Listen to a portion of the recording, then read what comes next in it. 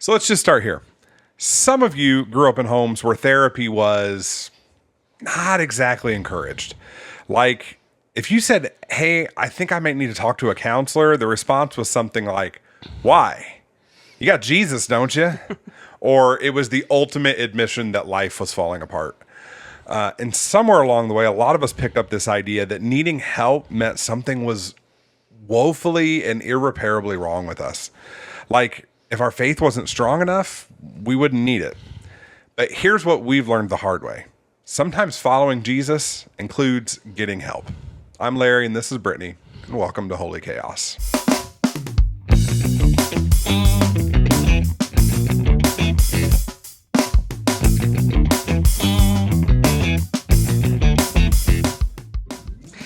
So this episode is probably going to be a little bit heavier. It's probably also one of our most important ones that we've done. I mean, so far, it's only episode number 8. But yeah, it's going to be a bit of a downer to start. It feels that way already. So there's that. There's that. It's important. But this is not like a woo topic. Right. Proceed. The truth is, a lot of people are quietly struggling in their marriage, in their parenting, in their own internal world. And instead of reaching out, we just keep pushing through. We stay busy, we distract ourselves, we tell ourselves it's just a season. Or if you're like me and you're an external processor, sometimes I don't even know I'm struggling, until I have the conversation and it just kind of bubbles out. I don't know why I'm anxious. Word vomit. Now I know why I'm anxious. But eventually, whatever we've been avoiding catches up to us. Mm-hmm. For us, it definitely did. So the moment that it really came to a head for me was on a trip that was supposed to be fun. We took a COVID-cation with 2 other couples right in the middle of the pandemic. Like, yeah, everybody was working remotely. So we went to Florida because things were like looser in Florida than they were in Illinois. So we got with our COVID bubble, the folks that we've been hanging out with through the whole thing. And we took off to Panama City Beach for a week with no kids. And it should have been awesome. But internally, I wasn't in a good place, even though I didn't, or I couldn't admit it really. But looking back now, I can see that I've been running for years, and I was increasingly running on empty. Work had become my escape, and I justified it because it was ministry work. And if it's ministry work, it can't be bad. It has to be a good thing. So it was my escape. It was my way of avoiding things that I didn't want to deal with. And when I was home, I wasn't really present. I was checked out. I was numbing out. I was just going through the motions. And I would find, and you'll affirm this, any excuse I could to work late. And there was always some like, once I get past this thing, it'll be better. Like when I was an associate pastor. Once I'm the lead pastor, I'll be more in control of my schedule. Then I became the lead pastor, and we started a building project on day one. And so there was extra meetings and things like that. Once we got on the other side of that, and then the pandemic hit. And it honestly gave me permission to lean even further into my unhealthy habits, because I could work all the time and I could call it responsibility. I could stay busy and never slow down enough to deal with what was actually going on inside of me. Because when you work from home, the separation is almost non-existent. What I didn't realize, because I wasn't processing anything, was what it was doing to us and to our family. Yeah. I think for me, it wasn't one big moment. It was just the slow realization that I felt more and more alone in our marriage. Mm-hmm.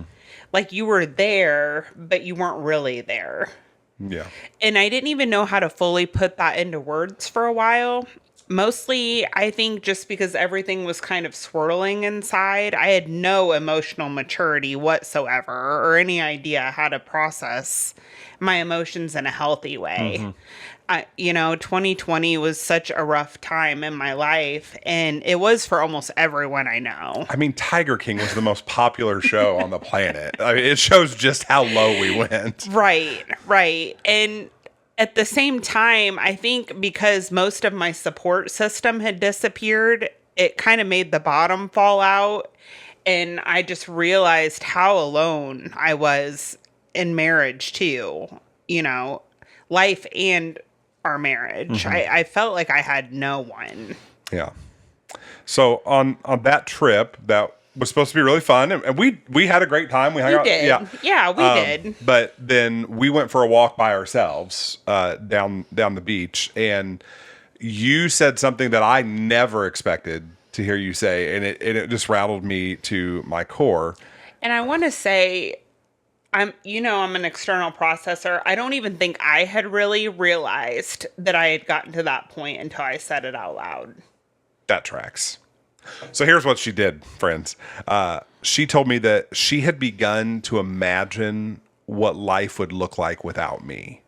And she made very clear that she didn't have a plan. You didn't want that.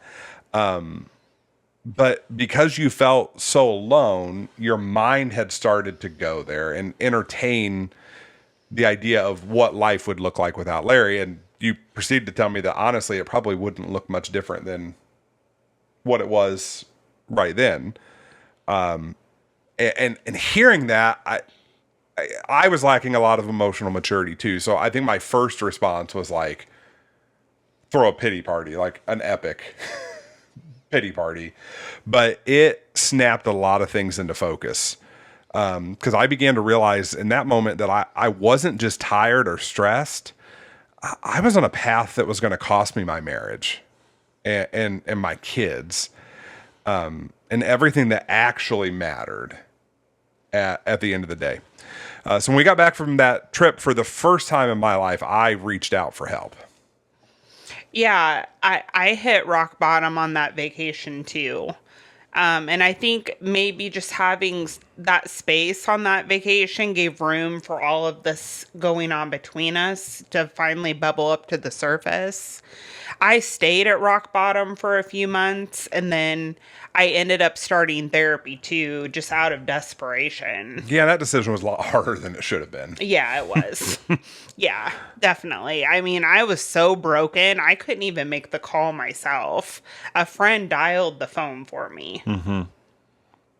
Yeah, and it was hard for me to make that call too, not because I didn't need it, but because of that stigma that I had carried for years. Somewhere along the way, I'd internalized this belief that if I just tried harder, if I prayed more, if I worked through it, that I should be able to figure it all out. Like if I needed someone to fix me, then I was failing somehow. Yeah, same for me too. It was the same way for me growing up, and I think for a lot of us at that time. Like mental health wasn't really a thing, and I know in my community it was kind of looked at as like this kind of like, yeah, it was something that was either for people who were like completely suicidal and hopeless, or it was for whack jobs. Yes.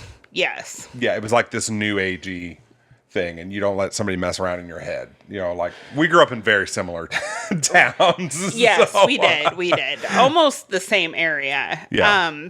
But yeah, I carried so much shame because of that stigma. So here's what we've learned, though.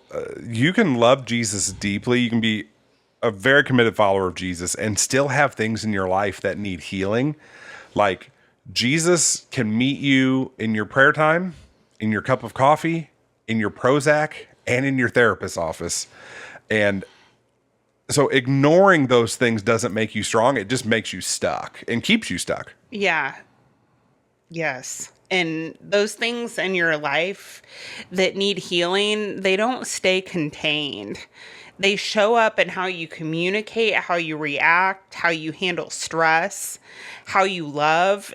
Whether you realize it or not, they affect everything. Mm-hmm. And so I made the call, and therapy wasn't some instant fix. It was a process. It's still a process. It was uncomfortable. It's still uncomfortable. It was slow at times. It forced me to look at things that I'd avoided for a long time, but it also gave me an outlet and gave me tools that I didn't have before.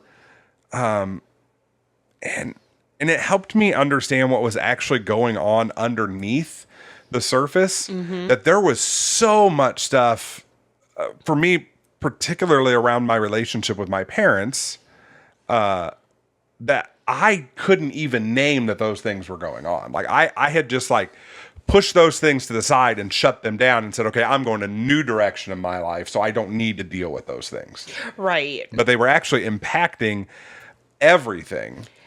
And once I began to start dealing with those things, it changed how I showed up, not just individually, but in our marriage and in parenting. Yeah, and I think one of the biggest things is that it shifted responsibility. And that actually brought a lot of clarity. Because before, it was easy for everything to feel like, oh, it's your problem, or that's a marriage problem, our problem between us. But then we both started to realize that some things were just yours to work through, and some were just mine. And marriage is really like a mirror. It really is, because it reflects you back to yourself clearly, honestly, and sometimes very uncomfortably, like we've already said. Very uncomfortably. Yeah. It shows you your strengths. It shows you your capacity to love, to be patient, to support, and to forgive. But it also reveals the parts of you that you might not notice on your own. Your triggers, your insecurities, habits, wounds. I realized during therapy that I had some deep wounds. And I'm still, then and now, still working deeply to, heal those in myself. Yeah, same. I will say it's been a joy. I hope it has been for you too. It's been a joy to watch you take that journey of self-discovery. Like I think it was easy for me to say, well, here's all of your problems that you need to work on. And it was probably easy for you to go, well, this is all the crap you need to deal with. Right. But when you see your person start to become self-aware, that's a different level. And it's helped me understand you in a way more real sense and deeper sense. And it's also helped us to figure out, as we've shared that journey with one another, how to help each other. Like, as you externally process, sometimes you'll say, I don't know where that's coming from. And I can go, well, it comes from X, Y, Z. And it's something you've told me that you've discovered in therapy. You're like, oh yeah. And I've learned that I'm an internal processor and I need that space. That's been a huge learning for me. And I'm getting really good at saying what I need. So you're not confused. And yeah, all of that is the same for me too. Like, it has been so hard. This journey is tough. Yeah.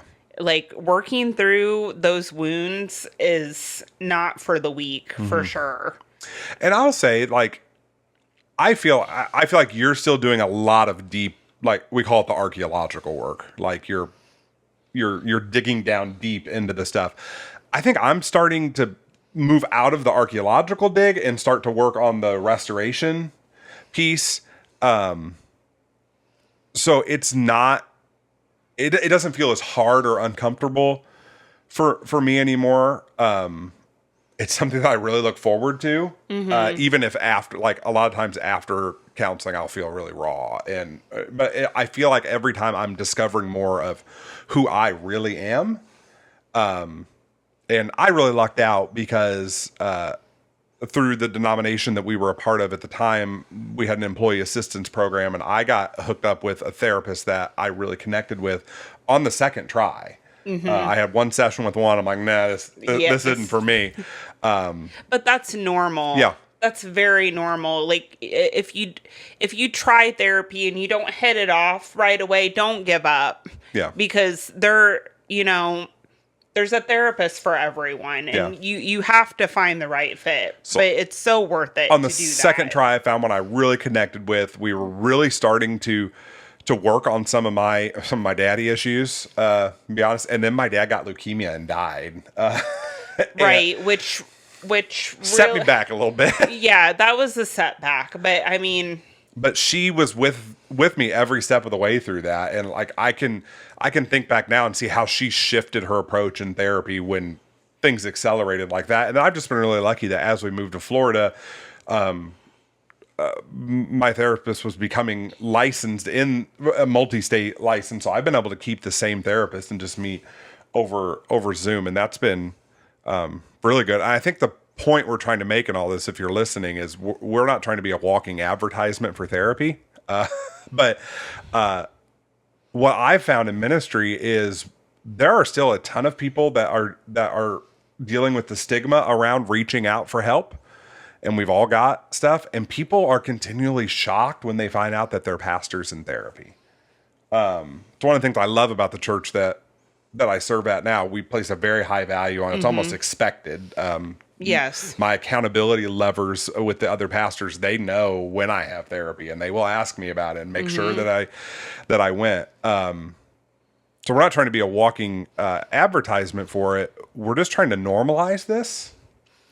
We're trying to normalize it, and it has just been such I would say an anchor in our lives. Like it really flipped us around. Yeah.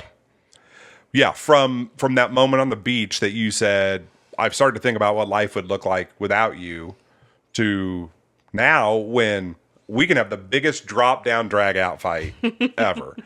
And I don't entertain that thought though. Like there's never a thought of, oh, she's thinking about leaving. No, because now looking back, I was so emotionally immature that it should have never gotten to that point. Like I should have been able to come to you and tell you about this stuff earlier. I should not have let it just fester inside, and get to the point where, I'm having thoughts about what life would look like without you. It's sad that it got to that point. Well, neither of us were playing with a full deck when it came to emotional maturity Seriously. at that point. So Right. So let's get practical. Maybe you're not ready to make that phone call. We would love to help you make that phone call if you're ready to. But here's some things that have made a difference for us that you can implement in your daily life. And just this search for emotional maturity, emotional intelligence, and just starting to deal with some of the stuff. Right. So one of the biggest is simply just learning to name what's actually going on inside. For most of us, our emotional vocabulary is really limited. Like, we just talked about. We default to words like fine or I'm tired, but underneath that is usually something deeper. And sometimes there isn't. Sometimes there isn't, but sometimes there is. As the internal processor, I want to point out that sometimes when I say I'm tired, I It mean just means I'm tired. But if you just give me a one-word answer, she who externally processes everything, if you just say I'm fine, you are not fine. I don't feel like I do that so much anymore. No, but it's a instant like flag for me. If you're just like I'm fine, I'm like I need to dig a little deeper. But yes, most of us are not good at naming or even acknowledging what we're feeling. Not only do we lie to the people around us about what we're feeling, but a lot of times we lie to ourselves about it, and we won't sit in an emotion or name it. Right. So when you can slow down enough to identify what you're actually feeling, it changes how you communicate, and you can actually get to the root of the problem. Introduce the feelings wheel. So this is going to sound like, I don't know. Like The first time I heard it, I was like, you got to be kidding I know. me. I did too. I was just like, feelings wheel, come on. And now I Like- have preached the feelings wheel. Right. But it is super helpful. Like, and we'll show one up here. And If you're watching on YouTube, it's on the screen right now. If you're listening, we'll put a link to it in the show notes. but it does really help Yeah. to get to the bottom of what you're actually feeling. Yeah. Yeah. So say more about like what's underneath the different emotions in the feelings. wheel. Okay, so like I'll go with like frustrated because I kind of know what is under that one. So there's like different layers to the wheel. So like you're like kind of like you know, basic emotions, I'll say, are kind of like on the outer. And then you kind of work inward. So like if you go to frustrated, I think it's fear. No. Scared? Nope. What is it? That was a bad example. Okay. So start from the inside. Okay. Okay. Okay, this one's different than mine. Oh, okay. Well, pull yours up for Pete's sake. There's multiple feelings wheels out there, apparently. Apparently, yes. So, okay. Why can't I? Nope. Okay, frustrated. No, frightened. Say frustrated. That looks like the exact same feelings wheel I have. Yeah. Maybe I need to spend some more time with this. It's the same feelings wheel. Okay, go on. Anywho, Any hoozle. let's take worried. That actually goes down to anxious, which goes down to fearful. That's the root. That's the root. And it also works the opposite direction for the internal processor. It is really easy for me just to say, I'm angry. Sometimes there are multifaceted layers to that. Like, so to move beyond anger, what's beyond that? Well, there's let down, humiliated, bitter, mad, aggressive, frustrated, distant, critical. Well, maybe one of those actually fits better. Yeah.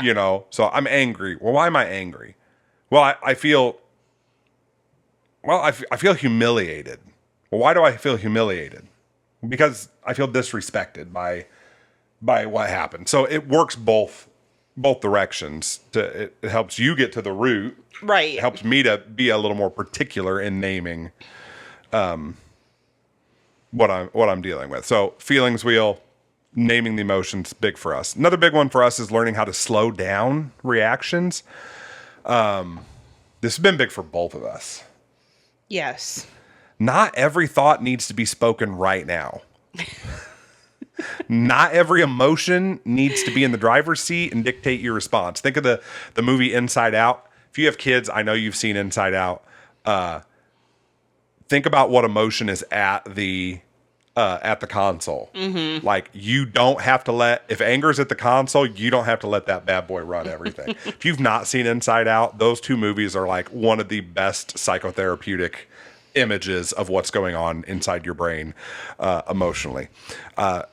So what we're saying is creating space between you and what you feel and how you respond has saved us from a lot of unnecessary conflict. Oh, definitely. Like, I can be so mad at you in the moment, but just getting a little bit of distance between Oh, yeah. saves us a much bigger snowball of a fight when I can come back later and say, to the feelings wheel kind of conversation, I could say, hey, when we were dealing with that earlier, I felt disrespected by that. Instead of flying off the handle and being like, oh, you pissed me off so bad. Right. Yeah, like if we, we're fighting and we get into an argument and or you do something that makes me upset. If I go and journal that out for a little bit, yeah, it helps me get to the root of what's actually going on. And I think part of that slowing down reactions too is understanding, again, the importance of an outside perspective. We all have blind spots, and we all have patterns that we can't see on our own, and that sometimes it's almost impossible to hear from your spouse. Like, sometimes it's easier to hear it from someone else. Especially when there's not the distance in the conflict or whatever.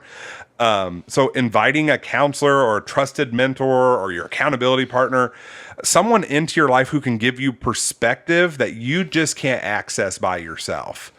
That's been big for us. One of the maybe the most transformative piece that we've both picked up in this journey has been boundaries. Read Boundaries by Dr. Henry Cloud. Just do it. And I'll be honest, it was hard because I used to see boundaries as really selfish.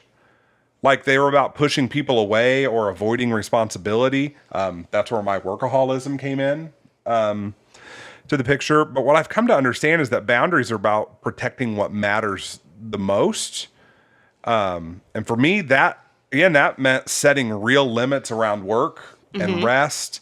Because for years, my ministry, my work had become my identity and my escape. And part of the realization that I went through on this journey was I was so deep into my identity being wrapped into my work that if I would have lost my job, I think I would have had a full-on identity crisis.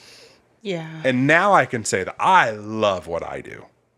Even on the hardest day, I love what I do.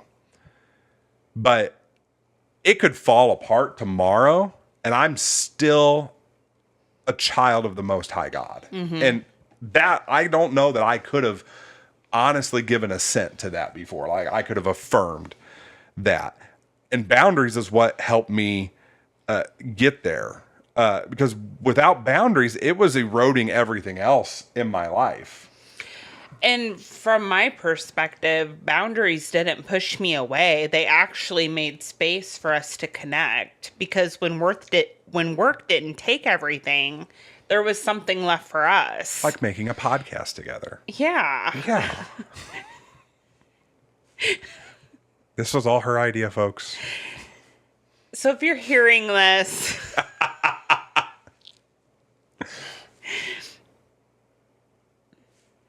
Are you done? Sure. Okay. If you're hearing this and you are thinking that boundaries are probably something that you need to set up in your life, I highly recommend reading the book Boundaries by Dr. Henry Cloud and Dr. John Townsend. Great book. Great book. And there's another part of this where this gets really real. And I think we made a comment about this in our very first episode. And it's a line that I got several text messages about.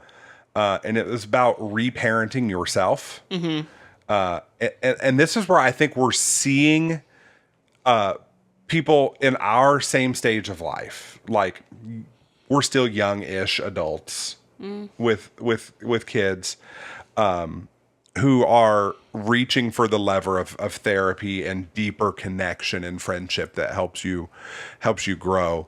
A lot of us are trying to parent our kids well while still dealing with the fact of how we were raised. That is not to throw any of our parents under the bus. No, I think they did the best they could. Most did the best they could. But we're coping and learning to deal with what happened there. So what I'm saying is we're trying to build something healthy for our families with tools that we were never given. And that's really hard. So we're trying to parent our kids while also reparenting ourselves. Right. But it's also where real change happens because, and it's some of the most like victorious work I think I've ever done. Like, this jazzes me up more than anything. We get the opportunity to break cycles. And to choose something different. Doesn't change that your parents probably did the very best that they could. But there are still, in most families, generational cycles of dysfunction and toxicity. Bible even calls them generational curses. We're having the opportunity to break those cycles and to choose something different for our kids. And nothing makes me happier than that. Nothing fires me up more than that when I think about the work that I've done, that it's not just for me. It is not just for our marriage. It's for the life that our kids are going to have. And Right. we have disrupted the cycle. Yeah, there's just something so, I guess, I want to say satisfying, but It is. but I don't know if that's quite the right word, but of just saying, it ends with us. It ends with us. It ends with us, and And we talk about this a lot. we do. And we genuinely hope that our girls grow up seeing counseling and mentorship and emotional health as normal parts of life. Yeah. And I've said a bunch. They're probably going to end up in therapy someday. I mean, Sailor already asked to go to therapy, so. And they may very well end up in therapy talking about some stuff that their dad did to mess them up. Yeah. I've accepted that. What I can declare is that it will not be for the same things that I'm in therapy for. Yeah. And that at least feels like progress. Right. That feels like progress. So if you're listening to this and something's stirring in you, like maybe you've been carrying something for a long time, let me just say that this isn't something to ignore. It's something to pay attention to. If it's too heavy to deal with on your own, getting help might look like doing what I did and picking up the phone and calling a therapist. It might look like what she did and having a friend dial the phone. It might look like reaching out to a mentor, whatever that looks like. There's even online therapy platforms now, organizations like BetterHelp. We're not endorsing them. We're not getting any money for saying that. No. But they're a platform that will work with your income level to figure it out, and it goes with your schedule. Whatever it looks like, taking that first step is what matters. Right. And we just want you to know that the fact that you need some help doesn't mean that you're broken. It just means that you're human. And choosing to get help is one of the strongest things you can do.